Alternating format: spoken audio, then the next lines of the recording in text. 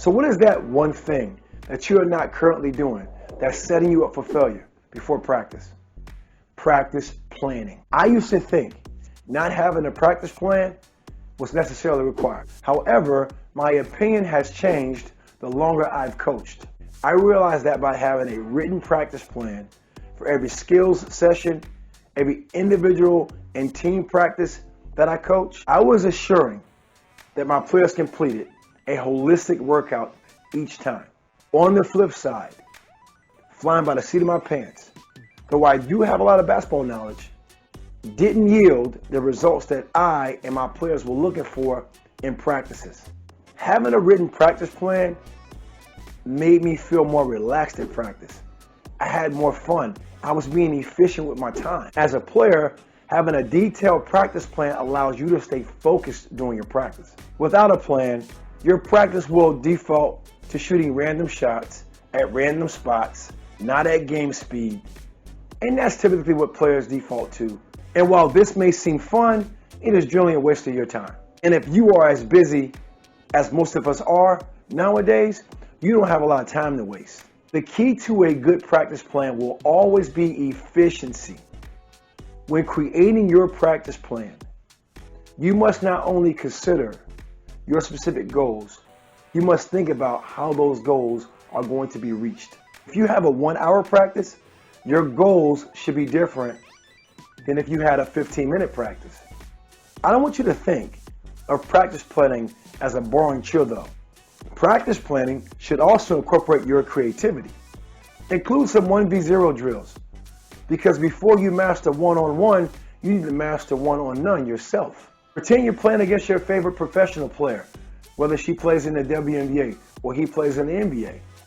And your plans should be flexible for unknowns that may arise or your goals change. Make it a part of your routines, and I guarantee that the results you see from your practices will skyrocket. Now I'm going to talk about the one thing you shouldn't spend another minute practicing without. Players will guess I'm going to say basketball. Wrong. It's SMART goals. SMART goals inspire you to take action. So on days when you have no motivation to work, your SMART goals will you along. SMART is an acronym. So what does it stand for? S, specific. You need to be specific in defining your goals of what, why, and how. Here's an example.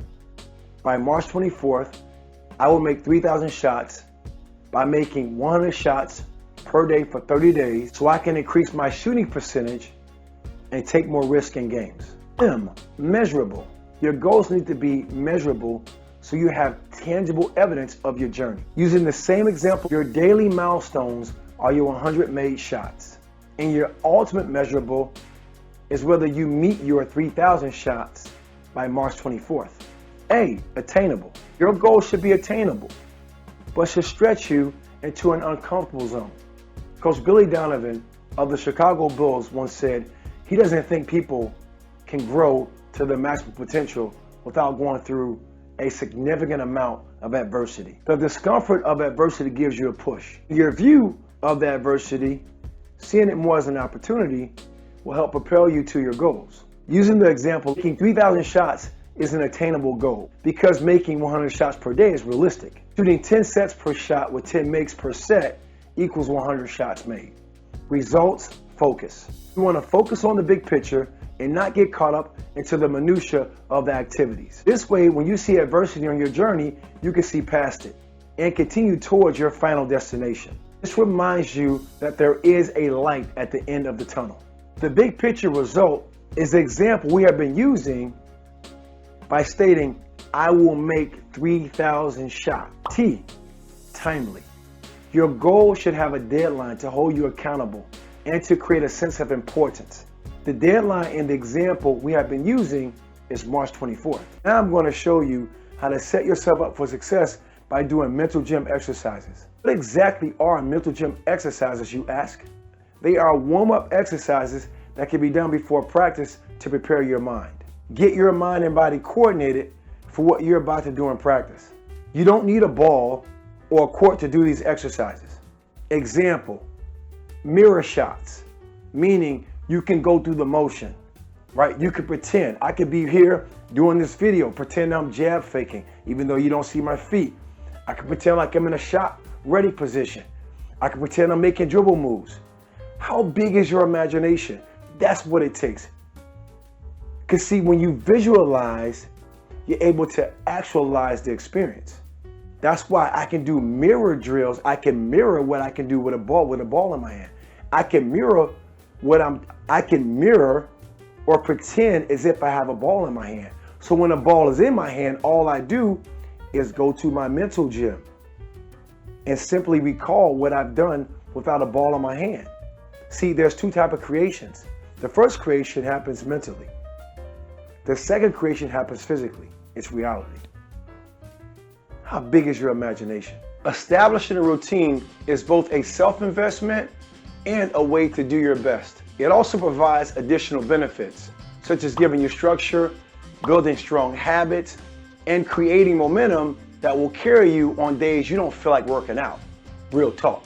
When you follow your practice plan, it's not only going to help you understand how to establish priorities, you're also going to limit procrastinations, meaning times where you just stop, check your phone. That's out of there because you got a schedule to follow, right? And it'll help you keep track of each goal, each practice. See, when you have a routine, what it does for you, it helps you create laser-like focus on your basketball goal, because now you have to also include optimizing your mind as a part of the routine. How do you do this? I'm going to give you the 4 ways to do this. 1, visualize your success. See, visualize it to make it actualized, to make it a reality. Simply close your eyes and imagine yourself excelling and being the best you on the court. Put yourself in situations where you shine. Visualize the best possible outcomes. Include much detail as you can visualize and as possible. Make the picture clear, because the more clear you make that picture, the more powerful and priceless that picture becomes. You become like the best artist ever. See, again, like I always tell players, you're the artist. The basketball court's the canvas. You paint the picture that you want to see. Number 2, make yourself accountable. You need to find someone that you don't mind listening to as you gave them a reminder as to the things that you want to do. And again, them days you don't feel like practicing, they're going to give you that reminder. Why? Because you gave them permission. So when you find an accountability partner, right? We talk about make yourself accountable for number 2. Find someone you can trust and you feel can hold you accountable. And when you don't feel like it, you go talk to that person. I guarantee you, because you gave them permission, they will hold you to your word. Number 3, make a to-do list. Plan up the 3 goals you want to achieve in every single practice, then go after it. Plan your workout around these goals so you can get the most of yourself while you are working out, versus just doing random drills that may seem fun, but really don't do anything towards your priorities. And you know what I'm talking about. Nothing against it. What's the first thing that we typically work on when we go to the gym if we don't have a plan? You guessed it, shooting. All good, not saying it's wrong, but imagine you're going with a structured practice plan. Imagine that, visualize that. And your goals, your priorities, what you want to excel at is actually on that plan. That's going to keep you on course. So when it comes to just wanting to kind of hang out, stop, check your phone, that's going to be a non-negotiable. No, I'm not doing that. Why? Because my plan is structured that way. I'm working out my workout routine around the goals I want to accomplish. Okay? Because it keeps you on task and on time, right? You don't want to be in the gym all day. Get in, get out, get your work done, and leave. Go have fun. Go see the rest of your life that particular day. See, when you have a to-do list, the to-do list becomes your accountability partner as well. Why? Because it's performance feedback. And you're going to make sure that what you put on paper is going to get done. Because not only are you holding yourself accountable, not only do you have an accountability partner, that paper is holding you accountable as well. Your word becomes your bond. Number 4, break it down into chunks, small pieces. Don't try to do the whole thing, do some of the whole thing. Let's talk about that. See, when you break down your practice into chunks, what it does, it helps you become the best you, where too much overwhelms us. All of a sudden, we spend time doing things that we don't want to do. You're outside of your priority zone, right? See, now what you also won't do is you won't spend so much time on one thing. You understand that you have a time limit, right? So you want to get the most of yourself during that time frame because you were able to break down whatever skill, whatever team concept might have been. So now you can do things without interruption and it keeps your interest. See, here's another thing about it when you break down your practice plan into chunks. So let's say you're working on something that you're not really strong in, right? And whatever that might be for you. See, when you know it's a part of your practice plan, but you chunked it, you broke it down, not only do you look forward to doing it, well, you know you're going to be doing it for a short while. You're not going to be doing it for the whole practice, which may what? Drain your energy, right? We're talking about doing it for minutes at a time, right? A fragment of your workout, not the whole actual workout. Now I'm going to show you how to practice team concepts by yourself and blow your coaches away with your progress. They are called part-whole method. Huh? I'll say it again. It's called part-whole method. See, the part-whole method is this. See, it's a method of teaching that involves taking team concepts and breaking them down into their components. And that's exactly how we practice at Indiana University all the time. And Coach Bob Knight, my coach, he would always do this. That's where I get a lot of these concepts from. We will take practice plans, we would do things that we do as a team, we will always break them down. And I was always fascinated to how he would teach them, how easy it was. And it was called the part-whole method. I didn't realize that until years later. See, let's keep it real. There's no way you're gonna execute a play without the working knowledge of what your role may be into that. All right, let's talk about the part and part-whole method, okay? Let me draw up a simple play where we have the use of a ball screen, right? So I'll put 1 right here, I'll put 2 right here, I'll say 3 maybe over here, I'll put 4 on this side, and I'll put 5 right here. We're going to just simply draw up a simple ball screen. I'm drawing the whole thing up, but I'm going to get back to the part coming up in a second. Right? Ball starts here. Okay. Let's say 1 passes the ball to 2. Right? 4 may come up to set an up screen. We also call that a back screen. 1 may set that cut up, perform a UCLA cut, right? Flush out to the corner, right? 4's up here now, right? And then 4 may come out, just go set a ball screen. So now I want to set this up so you can see it, all right?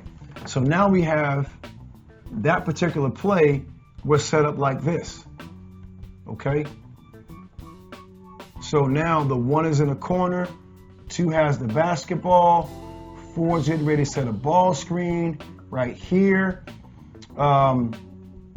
3 was over here starting, right? 5 still may be home because now 5's role is to possibly clear out this area. So when the ball screen actually occurs, 5 may come up, right? To come up to be a safety for 2 if 2 cannot turn the corner to score.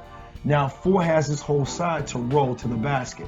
What I want to focus on for the part is I want to focus on 4's role, right? The pick, right, and roll, or the pick and pop. I want to focus on these 2 actions, okay? We talked about breaking things down to the single components. So, the roll. To understand why you want to roll is to understand the scoring options it's going to provide you. So first, rolling to the basket, you want to get a layup. You do a good job of setting a good screen, you're going to get a layup, okay? Or you may kick out. You may have to kick the ball out, and that's a pass, right? You may have attacked the basket to attract help, and you had to kick the basketball out, right? So, but your scoring option in particular, you can roll and get a layup finish at the rim, right? The pop, right? The pop. The pop is you going away from the basket And now we're talking about the scoring option being possibly a jump shot, right? A jump shot, just a catch and shoot, or a pull-up, where you actually put the ball on the ground. A pull-up jump shot, right? Right, so now we talked about scoring options. Scoring option 1, scoring option 2, scoring option 3. You can work on that by yourself. You simply can, right? You can work on that by yourself. Here it is. You're in the gym by yourself. You have a basketball, right? You can start here. Whether you're a guard, forward, doesn't matter. You can start right here with the ball, right? You can pretend you have somebody right here, a teammate. You can sprint out, set that first screen, pretend to set that first screen for the one as the one cut to the corner, left corner. Then you go set that second screen. You can pretend that by yourself. Then you can actually roll to the basket. That can actually be a drill you can do. You're taking part of the team concept and you're going into your role, what you're actually going to do, right? So now let's talk about the pop, right? The pop out. So drawing up the same template. Here it is right here, right? You're on the block, you're the 4, here's the 2, here's the 1, but you're by yourself. You actually have the ball. We're just talking about using our imagination. You can sprint up, pretend you're setting an up screen, let them cut to the corner. You can come out, right? Set a ball screen, a side ball screen, and you can do what? You can pop out. You can actually pop out, because any type of pop out, you're going away from the basket, right? And the first option you want to think about is catching and shooting. Then there you can progress it. You can shot fake, foot fake, put the ball on the ground if you're allowed to, right? But that's how you break down the part.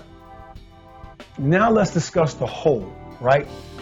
Now let's bring it all back together, right? When you break down the part, the single components, now you want to bring it all back together. Now, if I can progress this just with simple words, this might have started off with a 1 versus 0 drill. That was a part drill, right? Right? Then it was 2v0. That was another part drill. Then it might have been a 3v2. Now you may go into what we call small-sided games, but you're just adding the parts to it, right? Okay, so I'm gonna just put SSG. That stands for small-sided games, right? But we're still talking about part, right? Then you may go 4-on-3, right? Same concept, SSG, small-sided games. You got your part breakdown. And then lastly, 5. Might start off with 5v0 to make sure that everyone's doing their part without defense, without interruption. Then it might be a 5-on-4, right? We call those advantage games, right? Advantage games where, right, we have 4 defenders trying to guard 5. That means we're just moving freely. Then you go into 5-on-5, right? Now you got your whole team concept there. But think about it. That's why you're going to blow your coaches away. Because actually you can go into the role. You can go into the role of the part piece that's integral to you. Break down, know your scoring options, so when you hear that play called, you know exactly what to do and there's no hesitation to it whatsoever. Now I'm going to show you the secret to how all pro players train when they don't have a ball in their hand. They watch film. What better way to train with your physical eyes than going to the movies? That's what we call it. You want to learn to watch film. Whether you're watching yourself for process improvement reasons, you had a great game, you want to look at what you did great, you want to look at what you can improve upon, right? But you just want to look for things you can mirror. You want to look for things you can SFE, see, feel, and enjoy. All pro players, the advantage I think they really have built in, they've learned to study, right? And they've learned to watch film, right? So you want to look for the things you've mirrored in your previous drills and you did in your SFE exercises. Again, see, feel, and enjoy. And then what ends up happening is you want to see how those are executed on film. Again, like I said, or where you're watching yourself or you're watching somebody else. And not necessarily to idol that person, but to see tendencies that you might want to pick up on. And I always tell players this: you want to learn to imitate the greats. You want to learn to steal their traits to emulate. And emulation simply means you make them yours and how you're uniquely made. Let's keep the momentum going with that bonus I mentioned earlier. We've covered a lot in this video, and I really want to make sure I'm helping you out. So I'd like to offer you a guide that covers all the must-know basketball principles and in what switch to apply them. This is a powerful guide of best practice tips and skills empowering you to take charge of your game. Just click the link in the description below. You can download the guide I put together as my gift to you. Enjoy it and keep attacking.